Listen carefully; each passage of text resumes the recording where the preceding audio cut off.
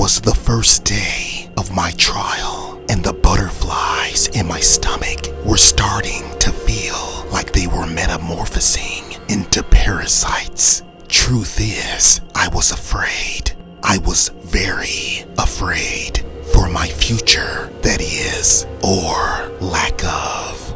But one thing that was comforting was the fact that Amanda was still alive and was willing to testify in court regarding everything that she knew about psycho bitch crazy Mary Slaughter's dirty little secrets. Amanda was our smoking gun. Winthorpe had received a text message, and by the look on his expression, it was important. David, I'll be right back. I have to make a call. It's Detective Shallows. Sit tight, he said as he exited the courtroom. While I waited, the eyes of the prosecutor, Miss Robinson, were burning into me, but I refused to let her mean mugging penetrate my force field of hope. Detective Shallows, said Winthorpe. Counselor, about the surveillance footage of the night of the murder, said the detective in a lugubrious tone. Yes, what did you find? Said Winthorpe anxiously. Paint, he said simply. What? Said Winthorpe, furrowing his brow. Yes, paint. Every camera was somehow spray painted black before the murder took place, so we have no idea who the killer is. I'm sorry. Whoever did this, he or she is clever, is very clever, said the detective, angering Winthorpe. Well, as I said, the killer is Mary Slaughter. I have the photos to prove it, said Winthorpe with confidence. I understand that, counselor, but as you already know, without timestamps, those photos could be argued as being taken at any date and time. I wish I had better news. I'll contact you if we find anything else that might be of help to you. I wish you the best, Mr. Adams.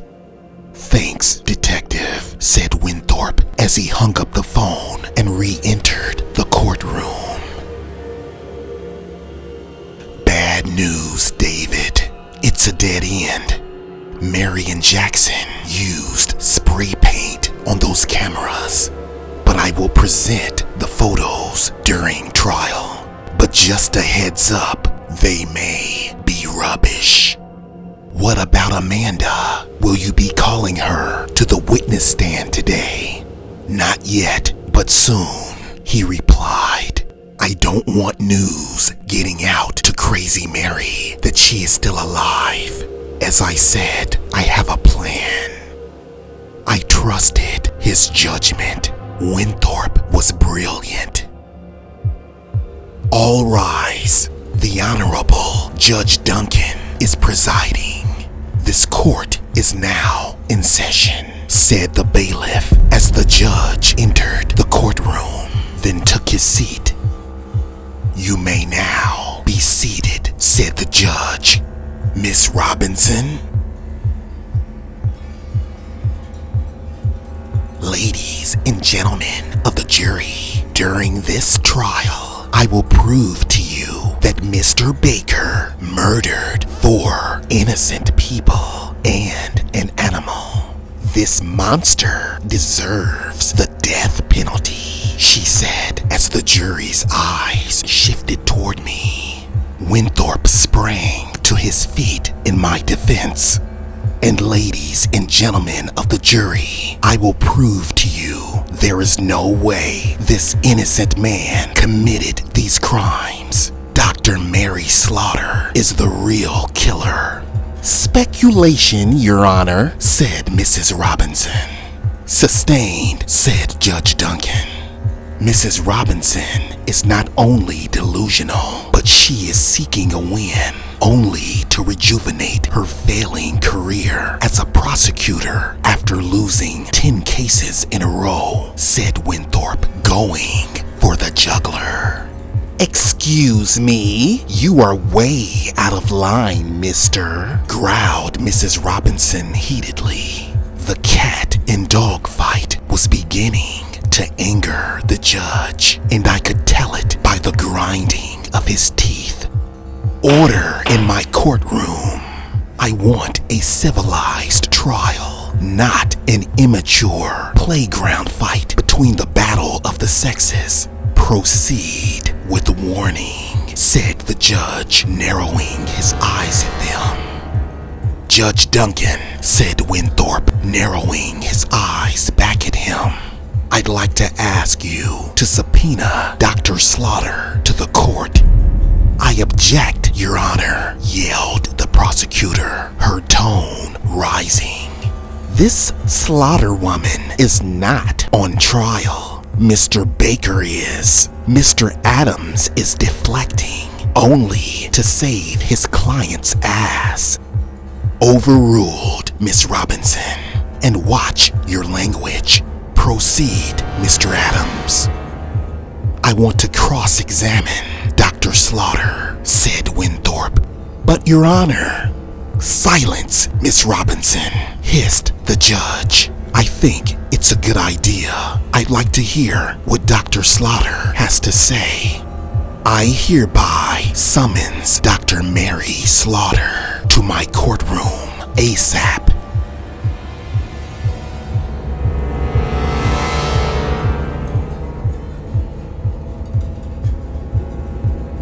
Meanwhile, back at the cabin, far away in a wooded area, my trial was being broadcast on television nationwide as the mystery person watched from the edge of their seat, biting their nails as adrenaline ran through their veins. Their mixed feelings for me, as well as their loyalty and love for Mary, created a group of feelings that were unsettling. Unsettling for many reasons. And one of those reasons was it was almost time for them to be revealed, and they knew the outcome would be catastrophic. Meanwhile, back at the warehouse on the outskirts of town, gunshots had rang out as the bullet from Mary's gun entered the arm of the homeless man. But in return, the homeless man retaliated, firing back at Mary, his bullet entering her arm as well. "You bastard!" bellowed Crazy Mary as she shot another bullet at him, coming only mere inches away from his head. "You bitch!" yelled the homeless man as he aimed his gun at the lights above them, shooting them out as darkness claimed the room. "Come on, you two, back here. Follow me," said the homeless man as he and Misty grabbed Chandler, helping him to his feet. Bang, bang, bang went the guns of Mary and Jackson. However, they were shooting at empty space. "Find them," yelled Crazy Mary as her and Jackson went on their hunt for their prisoners. "Shh," said Misty as her, Chandler, and the homeless man hid behind an old crate. The room was dead silent except for the footsteps of Mary and Jackson on the old dusty floor. "Don't worry, I know this place a lot better than they do. Don't forget I live here," whispered the homeless man as blood oozed from his arm and on to the floor. Then, all of a sudden, a rat fell from the pipes overhead, landing onto Misty as she screamed. "There they are," yelled Jackson as they fired bullets in their direction. "Come on, there's an exit in the back. Follow me," said the homeless man as they headed to the back. Mary's eyes shifted downward to the trail of blood from the homeless man's wound. "They're back there, heading for the exit. Come on," yelled Crazy Mary as they quickly headed their way. Misty, Chandler, and the homeless man were only inches away from the exit when a bullet from Mary's gun entered the back of the homeless man's head, blowing his brains out as he fell to the ground dead. "Oh my God, no!" cried Misty in sorrow. Then a bullet from Jackson's gun entered the back of Chandler's leg as he fell to the floor, wounded once again. "I'm hit.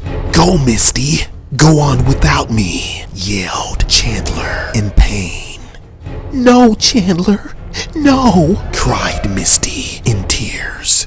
"I said go, now," yelled Chandler as Misty kissed him, then ran toward the door, opening it. "Chandler," sobbed Misty, but Chandler just smiled and nodded. Then he yelled, "Run! The car, Misty!" Misty hopped into the car of Mary and Jackson and started the engine. And just as she was about to pull off, all of a sudden, Misty's eyes shifted toward Chandler as Mary's gun was pressed firmly to his head. "Chandler," yelled Misty as she battled with decisions. "Leave now, and I'm going to blow his fucking brains out.